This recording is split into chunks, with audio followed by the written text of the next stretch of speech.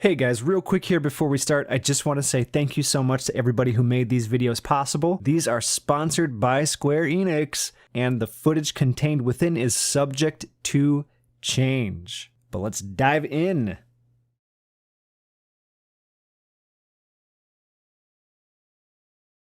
It's been a while since we've received any substantial information on the trust system coming in Shadowbringers, but today, that changes. I had the pleasure of getting hands-on with it at the media tour, and so in this video, I'd like to take just a little bit of your time to go over some of the features of the system, as well as my overall thoughts on it. On the build we played, I had access to Don Meg, a level 74 main scenario quest dungeon. We were told of 2 separate ways to enter the dungeon with trusts, though on this build we only had access to one. First up, as you progress through the main storyline and accrue various trusts, they will be outside of dungeons as you reach them, and you will be able to speak with them to enter. Otherwise, you can use the trust menu, which you can see here. This will allow you to pick various trusts to complement whatever your main job is, and then you can enter. It is important to keep in mind that you do need a proper party build, so 1 tank, 1 healer, and 2 DPS.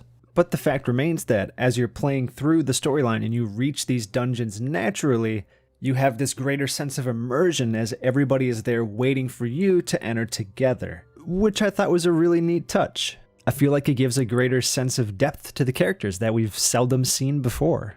And even after you've cleared through the entirety of the dungeon, every trust who is standing outside, even those you chose not to bring, will be waiting for you in the boss room. In fact, this applies whether or not you even use them. If you clear through with players, your entire party of trusts will still be there waiting for you to interact with before you leave the dungeon. Now, I know this is something that has been on a lot of people's minds, and I'm really excited to finally be able to share this, but trusts do in fact have some voiceovers.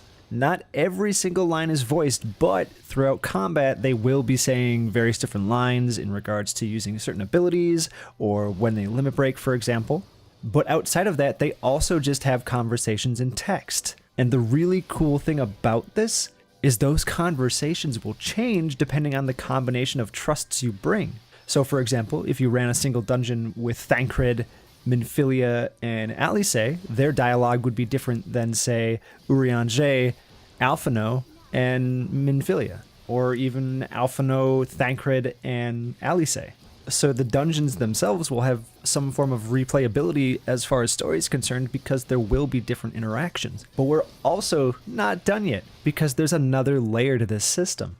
The characters have been designed to react to mechanics in a way that's befitting of their character. To give you a fantastic example of this, there's a mechanic on the final boss of the Don Meg dungeon where he pushes the entire party back, drops the floor away, and creates a winding ethereal path across the open hole in the ground. The idea is to run across the path as quickly as possible, and you can fall off, and DPS him down before he executes a mechanic that will wipe the group.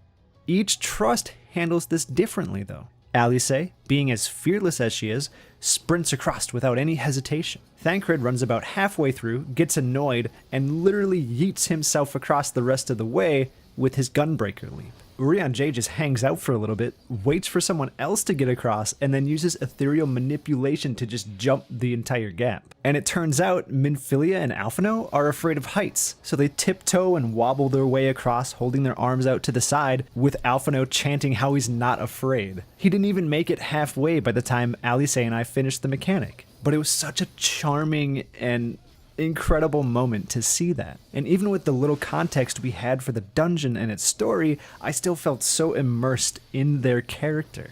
And I can only imagine how much tighter that's going to be when you're actually in the thick of the story. Suffice it to say, it didn't just feel like some mindless NPCs were with me. It felt like the characters I've known to come and love after all these years.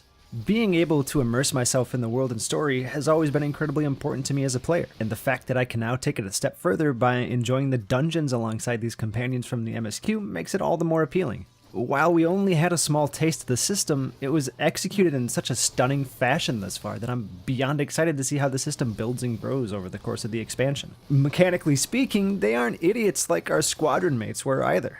They don't have to be led around on a leash. and they at least know how to do mechanics. They aren't perfect, and I definitely saw them eat the odd AoE here and there, but never enough to cause a wipe or get them killed. In fact, I never saw any of them die, except for one time when we all died simultaneously due to a massive AoE. In hindsight, I probably should have tried to see if I could get them killed, as messed up as that sounds, just to see how the system functions. But that's just something we'll have to see once it comes out. This boss right here, in particular, is a fantastic example of them executing mechanics. At one point, the boss will summon a bunch of treant saplings that will tether to him. For every tether that reaches him, he'll gain a stacking damage buff that will eventually wipe the group with the AoE damage he puts out. Given that there's 5 tethers, 4 of them can be intercepted, and the Trust will pick whatever's closest to them and immediately go to intercept that. Unfortunately, this does, however, mean that you have to work around them, because if they happen to choose the same tether that you're at, you're going to have to find a different tether because they won't adjust for you. But whether it's them running away from the front of a boss as it turns to do a frontal cleave, or interrupting their casts to dodge to the side as an AoE appears on the floor underneath them, it's safe to assume these Trusts are fully capable. In fact, you might argue that they're more capable than some players under certain circumstances, the only stipulation being that they have a lower damage output. On average, Yoshi P mentioned that we can expect Trust dungeons to take roughly 30 minutes, so you're looking at anywhere from 10 to 15 minutes extra to get through compared to the current average dungeon run. From my experience, that seems to be true, and the runs honestly went really smoothly except for when I messed things up by not moving to the correct tether. Now, we didn't really get much more information beyond all of that. It seems to be very, very heavily implied, but not confirmed, that we will be obtaining more trusts as we proceed through the storyline, and each trust is only of a specific role. From what we had access to, Minfilia was a rogue, which surprised me at first, but makes sense given the context of her relationship with Thancred. Alphino is a scholar, which a lot of you saw from the benchmark.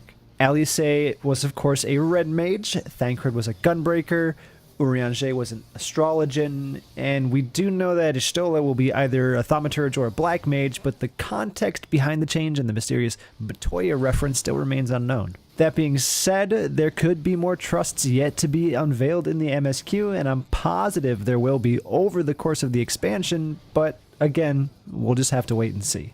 In closing, what else can I say other than the fact that I love this system? I know a lot of people were worried about it replacing parties or causing players to be less social or whatever else, but in the end, all it really is an extension of the main storyline that's going to allow you to immerse yourself that much more, and it absolutely will not be replacing the idea of running it with your friends. It's just something you could do on the side or your first time through the dungeon as a means to get that much deeper of a connection with the story. Or alternatively, for people who maybe have a little bit of anxiety, you could run through the dungeon with trusts and practice and not have to subject yourself to the torture of messing up in front of a bunch of strangers. I think regardless of how you use the system, it's going to be a fantastic addition. So thank you so much for watching. If you have any particular questions that weren't answered here, feel free to drop them below. I will do my best to answer them. Thank you, and I'll see you in the next video.